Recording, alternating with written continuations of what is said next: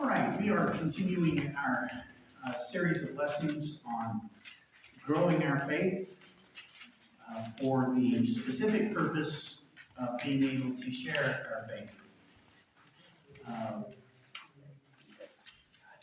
Let me see where I want to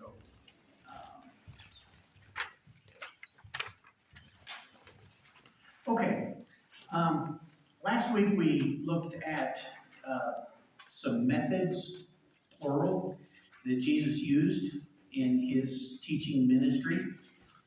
And the one thing that I really want to go back to and to underline is the fact that while the message did not change, and Jesus did not change, depending on the student or groups of students that he was talking to, his method would change. And so he did not have a one-size-fits-all approach. There were times that he was very gentle. There were times that he was very challenging. There were times when you could even use the word confrontational, depending, once again, on that student or groups of students that he was talking to. He grew frustrated with some of his students because they were slow to learn. But yet there were others that he talked to that he was very tender with. I am always kind of struck with the difference in the manner in which he dealt with the rich young ruler who came to him and wanted to know what he needed to do to inherit the kingdom of God. And Jesus kind of went through the whole, we have to obey the commands. Oh, which ones? So Jesus listed a few. Oh, I've kept all of those since I was a child. What more do I need to do? Well, Jesus said, well, sell everything that you've got, follow me. The rich young ruler could not do that because he was very, very rich. And so he walked away. And I believe it's Mark indicates that Jesus didn't go running after him, but he watched the young man leave, and with the comment that he loved him. It distressed Jesus that the young ruler would walk away. And yet, when he dealt with Zacchaeus, in the conversation, we're not told what Jesus taught Zacchaeus, but Zacchaeus willingly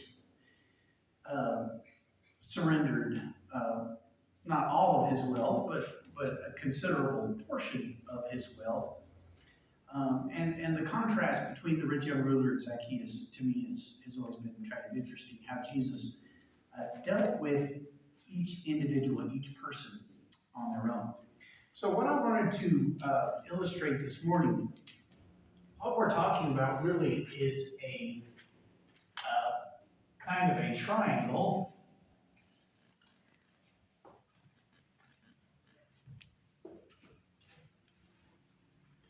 Once again, all artwork is patented, trademarked. So if you do copy this, be sure and give me, like 75% of the profits that you receive from this. This takes hours to develop. But anyway,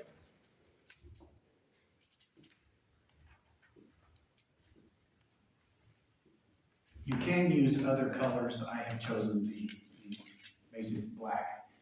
But we have the subject, and I'm going to just put this up here as the gospel. Something else that I'm going to be stressing is that our goal is that we want to teach Jesus. When we looked at the topic of the gospel, The gospel is used, over like 74, 75 times the word gospel is used in the New Testament. And yet it's used in a vast number of different usages. It's not just one single word. And so as we look at the gospel, the good news, I want to see that we focus on Jesus, that we bring people to Jesus. Now, there are two components of sharing our faith that never change. So one of them is the gospel, which, once again, I'm going to emphasize is the message of Jesus. The other is us. Okay? We're not going to change. Jesus never changed. Paul never changed. The apostles. Each individual apostle had his personality. Every one of us is bent in a certain direction. Some of us look like corkscrews. Some of us are a little straighter than others. But we are all unique. We all have our talents. We all have our abilities. We all have different insights. But we're not going to change. Or let me say, we shouldn't. If we're going to be consistent and that sort of thing, we're not going to change. The one dynamic that will change is our student. And so that is what we're going to look at next week. But we have already considered the gospel. We didn't go into any great super specifics about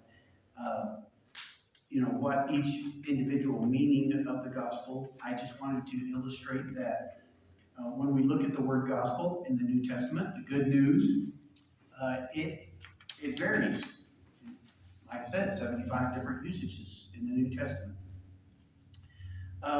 Next week we will look at that of the student. We will be considering if we have someone that we would like to teach. It could be a family member, it could be a coworker, it could be a neighbor,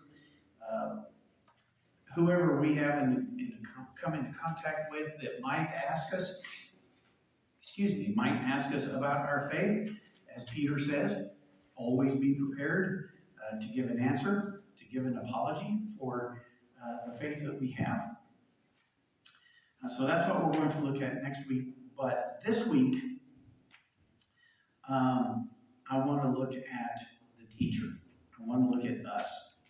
And this was a very interesting experience for me to come up with this particular lesson because, to be perfectly honest, I never, as I was writing these questions and pondering and coming up with new questions and erasing old questions, it dawned on me that nobody ever did this with me. Nobody ever said, okay, you're wanting to be an instructor, you're wanting to be a teacher. Have you ever stopped to think about who you are? And if they did, it certainly did not stick. All right?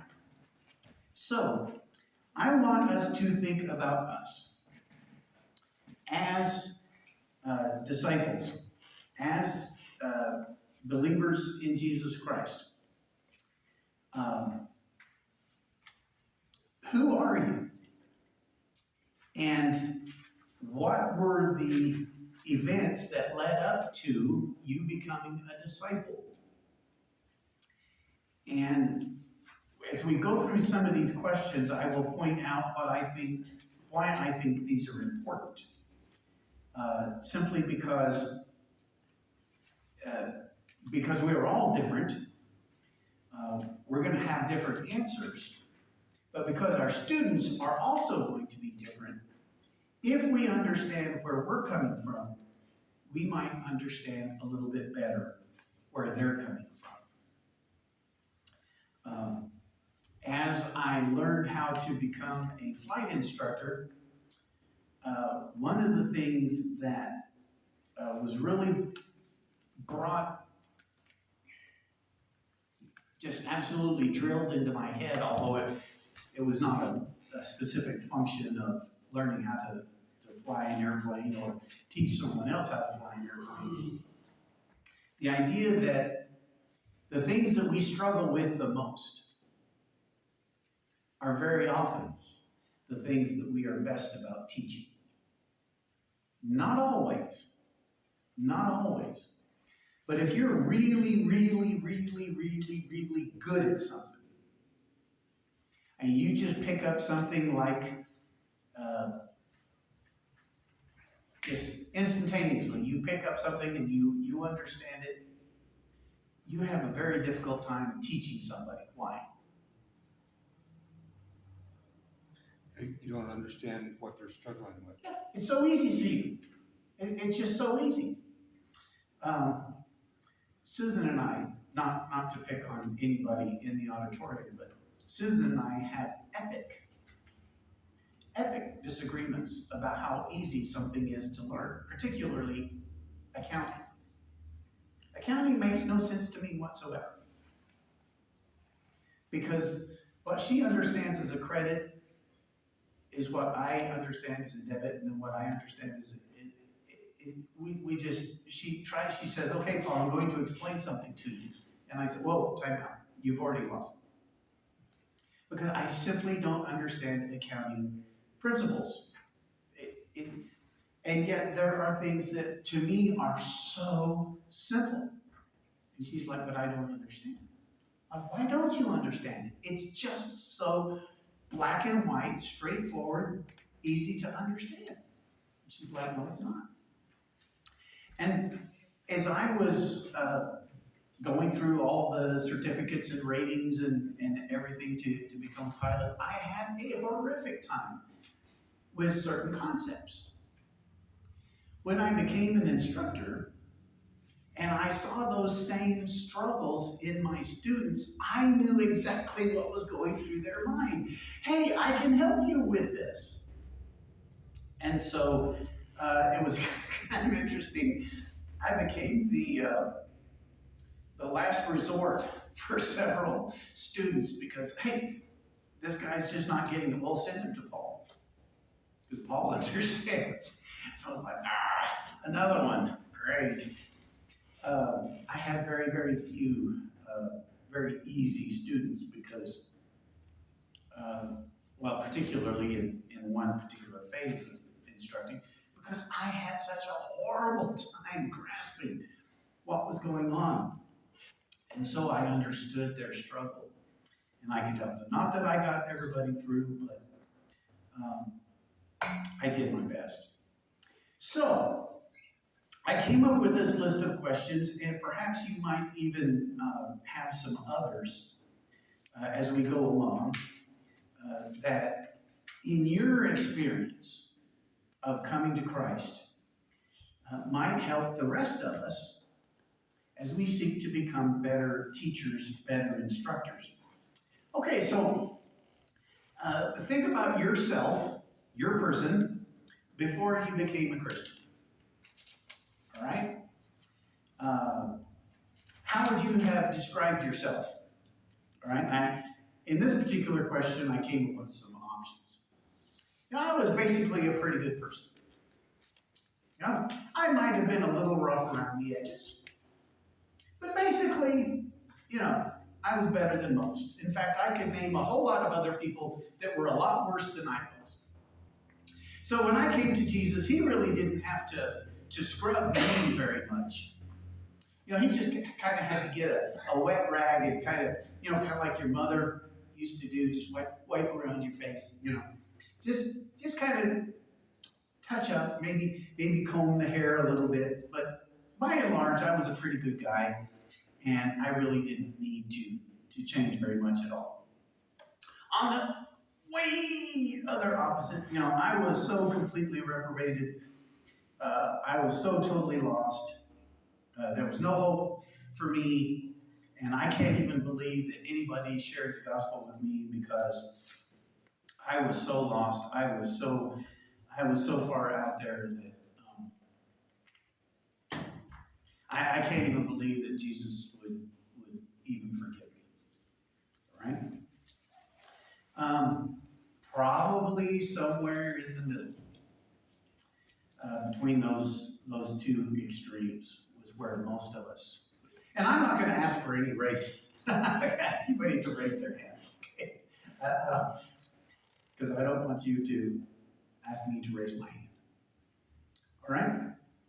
Now, considering that is where we were before we became a Christian,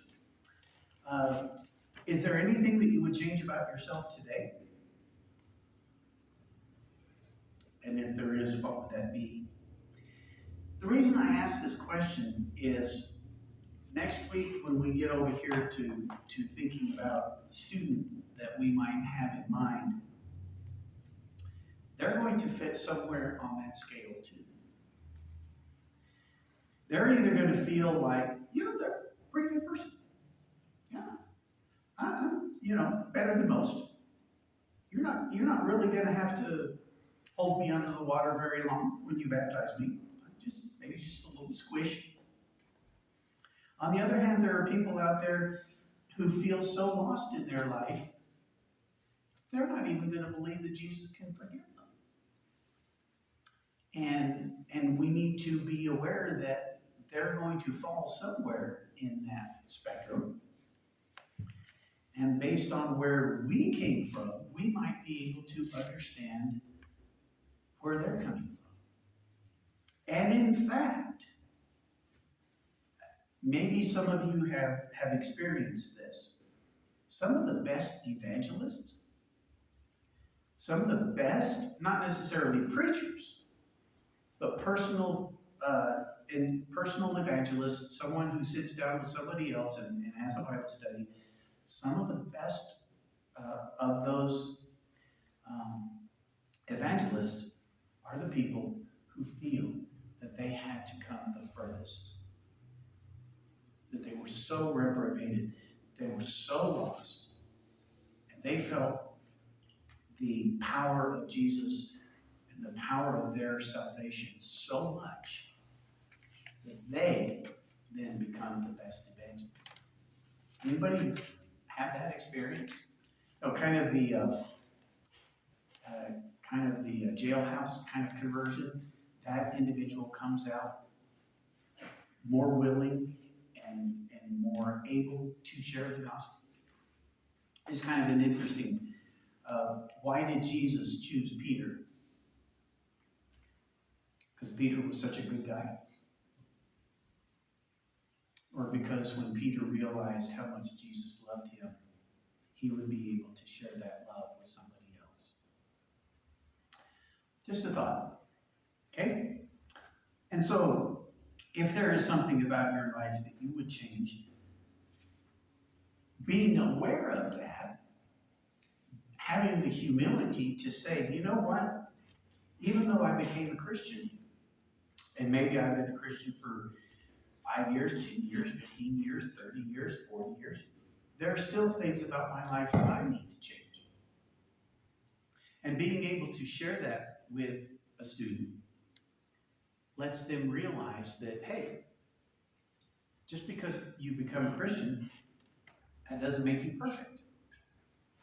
And there are still things about your life that you need Jesus to work on you. You need the gospel to work on you. And so it could be fear, it could be anger, it could be greed, it could be any number of things. We are all on a journey. None of us are perfect. Hopefully, we are all walking on that road, and Jesus is continuing to work on us and to cleanse us and to purify us. But being aware of that will help us be able to share that with our students. This next one, were you first drawn to Jesus first drawn to a local church? Why in the world is that an important question?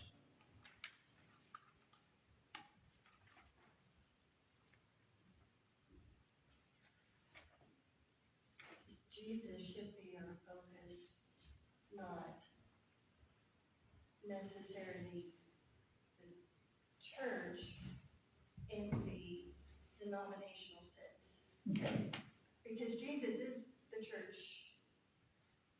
That's kind of a tough question. Yeah, I absolutely agree with that statement. However,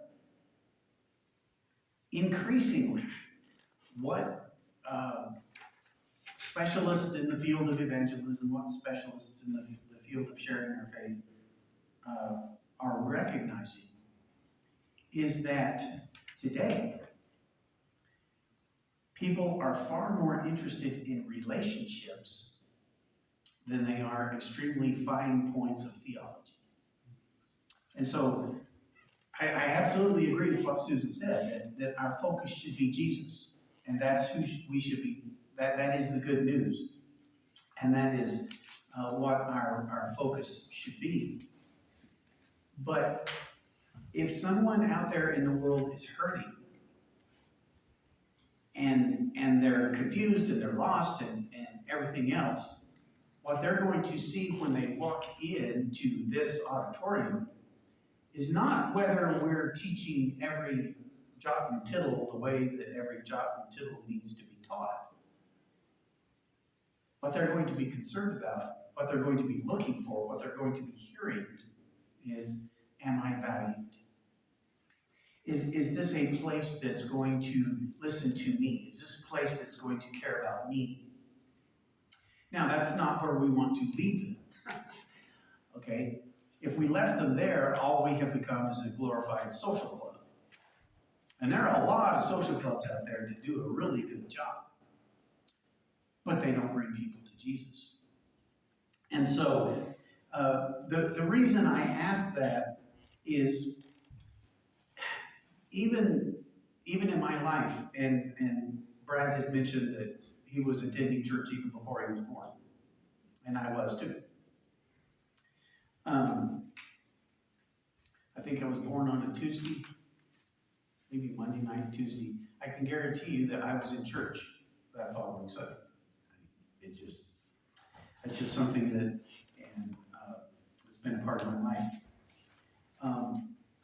But still, I can tell you that I have walked into a lot of churches, a lot of congregations, let me put it this way, correct my language, a lot of congregations where if I were not a member of the Lord's church, I would never attend that congregation because it was like walking into a walk-in freezer. It was just cold, and the people were distant.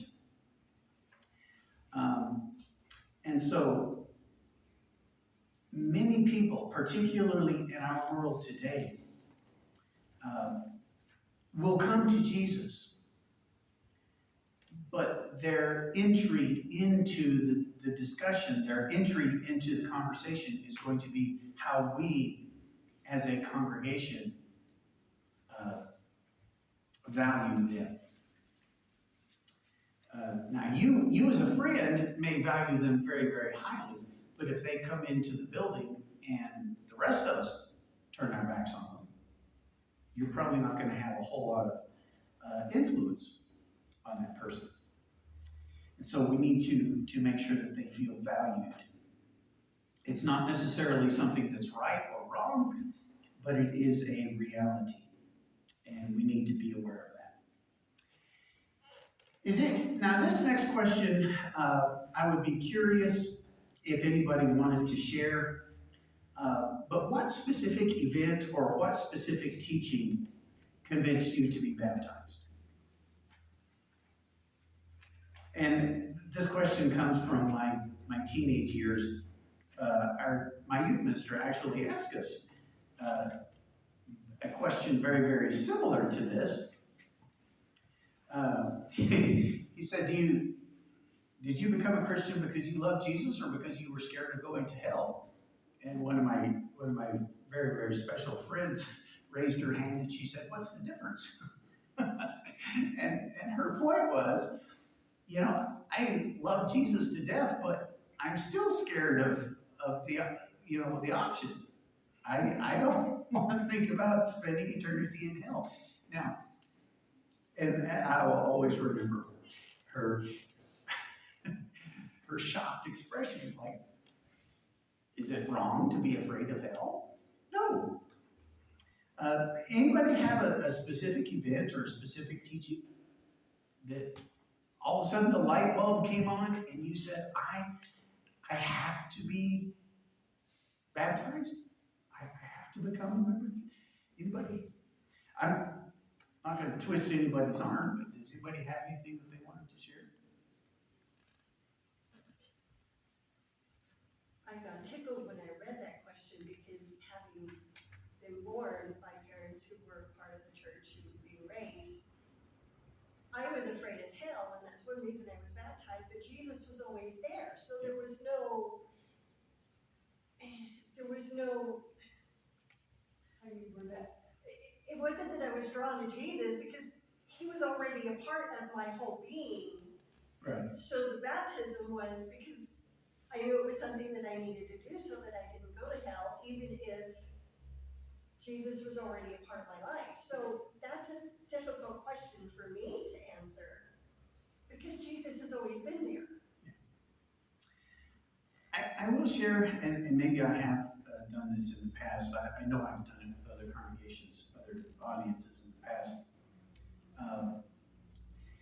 Here again, Susan and I we're basically on opposite sides of a spectrum. She, daughter of a preacher, she was begging to be baptized basically as soon as she was able to toddle. I, on the other hand, fought people telling me that I needed to be baptized. And my youth group, there were probably 70, 75, maybe 80 teenagers in the youth group. And many of them made the decision to be baptized very young. And with each young person that was baptized, the fact that I was not baptized became more and more and more and more glaringly obvious. And apparently, during some elders and deacons meeting, there was a discussion of what teenagers had not yet become baptized because I just had a target on my back that was just huge. And I had people coming up to me right and left, you haven't been baptized, you haven't been baptized. It was interesting. They never asked me whether I had been, why I had never made the decision to become a disciple. It was always, why haven't you been baptized? And every person that talked to me, I dug my heels in the dirt even firmer. I was like a mule. Stan, I don't know if you've ever worked with mules extensively, but I was, until finally the youth minister conspired with my mom and kidnapped me for a visit to the local McDonald's, where he gave me a chance. And I let him know in no uncertain terms that I was just as good as any of the guys that had been baptized, because I knew in the youth group what they were doing. I knew how they acted at school. I knew how they talked. I knew who was using drugs and doing that and the other thing. And he sat there very patiently, very lovingly, listened to me. I will remember this till the day I die. He said, "Well, Paul," he said, "I thank you for sharing that." He said, "If what you have said is true, then they really are in danger of losing their souls. And they really are in danger of an eternity of judgment and hell." But he looked me right in the eye and he said, "But you are too, because you're being a hypocrite and you're being judgmental."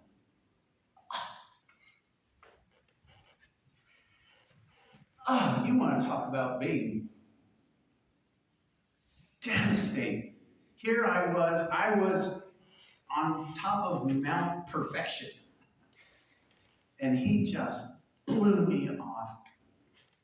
And it was a number of weeks later, because I had to fight.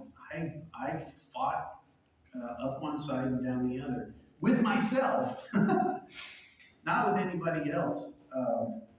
Before I realized that what Bobby had said to me was so absolutely true. That I might have been telling God how a great, wonderful person I was, but without that surrender to Jesus, it really didn't mean anything. And that was brutal. And so when I visit with somebody who really kind of feels like they're basically a pretty good person, I know the answer. Now, when I talk to somebody who feels like they are, they don't walk in the door, they walk under the door, I never felt that way. I never felt, I became self-honesty here, I figured Jesus had to recruit me. That I didn't need to come on my knees to Jesus. I needed Jesus to beg me to join the team. And that was so wrong. Okay. Is there a teaching or a principle or a concept that you find to be particularly or the most attractive about Christianity? What is it that, if you had 5 minutes to sit down and explain to somebody why they needed to surrender their life to become a disciple of Christ, is there one single principle, one single teaching that you find most attractive about Christianity? It's changing up a lot, but family. Okay? That He has given us a family. Right? Anyone else?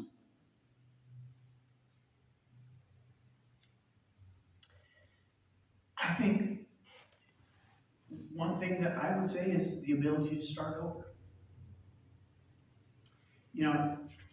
Obviously the event of baptism allows us to start over.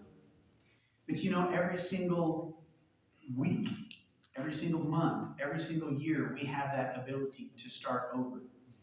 That even after Peter declared Jesus to be the Christ, the Son of the living God, he messed up. Really, really, really badly, he messed up.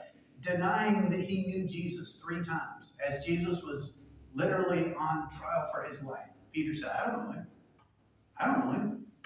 Even calling down a curse on his head. I don't know him. And Jesus then brought him back into the fold, allowed Peter to start over again. Time after time after time, when we fail, Jesus is there saying, come back. Let's start all over. Let's start all over. And so we don't have to be perfect. In fact, we cannot be perfect. But Jesus always gives us that opportunity to start over again. Family, the ability to accomplish something beyond ourselves, to be able to contribute to something that is larger than ourselves. A lot of really, really neat things that we can share that's attractive about it. Is there something that you find particularly objectionable?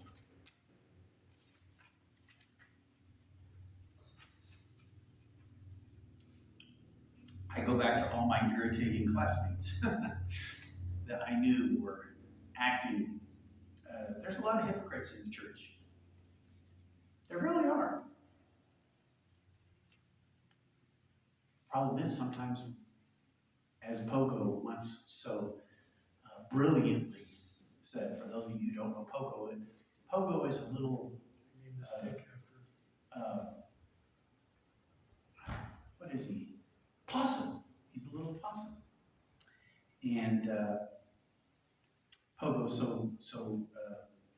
famously said, he's a little cartoon character, "We have met the enemy, and he is us." That's brilliant. That is really brilliant philosophy there. So, yeah, there's a lot of hypocrites in the church. There's a lot of people who say things that are incredibly unchristian in the church. They do. I have told people this, and I will continue to tell people this. You will be more hurt by somebody in the church than possibly anybody else, because you trust them and you expect them not to hurt you. And so when they say something to you that's very hurtful, or they do something to you that's very hurtful, it hurts me. So yeah. But having come to that realization, if somebody uses that as an excuse not to become a church, not to become a disciple, see, I know the answer to that. Yeah, guess what, Paul? Yeah, you're the enemy. So I can say, yes, I understand that you see people in the church that are hypocrites. I understand that you see people in the church that hurt people. I understand. I've been there, and I know that. But I'm not asking you to commit your life to the church. I'm asking you to commit your life to Jesus. And by doing so, then you become a part of his church. And let's work together to fix that. Okay? So if there's any one thing that you would change about the church today, what would that be? That kind of goes back to that objectionable thing, which typically means I need to work on myself. If there's something wrong about the church, then that means I need to work on myself. And working on myself, maybe we can fix whatever's wrong with the church. Okay, so take this piece of paper, work through it, because the more that you understand about yourself, I will ask one show of hands. Brad has said that he was attending church before he was born. I was attending Church of Christ before I was born. Susan was attending church. How many of you came to the church from outside of the Church of Christ? You were not born. Okay? That's neat. Because those of you who just raised your hands have a far greater likelihood of being a very effective evangelist than those of us who were born, quote, in the church. Because we don't know anything else. And if you came to the church from either a completely secular setting or from another religious group, whatever, you understand a lot more of the questions than I do. And that's neat. And I think that's why God gave you to this congregation. All right? So, take this piece of paper, work through it, not for the purpose of putting yourself down or building yourself up, but just to know a little bit more about yourself. And then next week, as we turn and we look at our student, a lot of this is going to roll over. A lot of it's going to transfer over. Any questions that you might have, looking forward to next week that we might, that I might want to address as we look at our students? Are the teacher and student mutually exclusive? No. That is a very profound question. The teacher is always a part of the student, is he not? Or is she not? Excellent point, Daniel. Excellent. You're gonna be asking if a tree falls in the woods and nobody's there, does it make a noise? Why is the sky blue? No, awesome. The teacher and the student are not mutually exclusive. Excellent. Anyone else? I would say, as an echo off of what Manuel just said, you raised earlier that we teach best what we been through. I think we also teach best what we most need to know. Okay. For those of you who didn't hear that, we teach best what we have personally experienced and struggled with, but we also teach best what we need to know. And so if we struggle with forgiveness, then we might be able to teach forgiveness a little bit better, hopefully. Excellent point. Thank you, Brad. Wonderful. Okay, I hope you are, I hope you're encouraged. I hope you're blessed. But I hope you are at least poked a little bit so that as we look at the last couple of lessons in this series, we will really be challenged to be able to share with other people what we believe in. Okay, let's take a break as we get ready for our worship service this morning.